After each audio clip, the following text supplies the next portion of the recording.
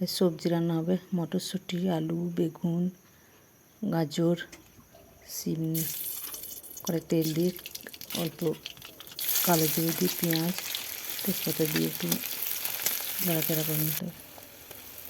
আদা রসুন বাটাটা দিয়ে দেবেন, জিরে লঙ্কা বেটে রেখেছি দিয়ে দেবেন। ভালো করে একটু কষা করে তেলে দিয়ে সেদ্ধ দেবেন। পরিমাণ মতো হলুদ, অল্প একটু নুন,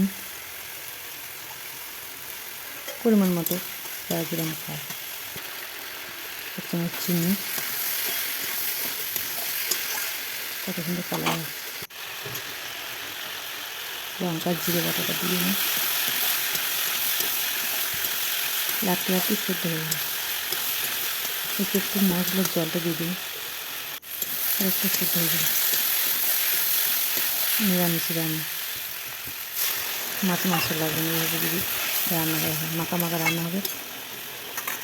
দেখতে কত সুন্দর হয়েছে, খেতেও ভালো, কত সুন্দর হয়েছে। তো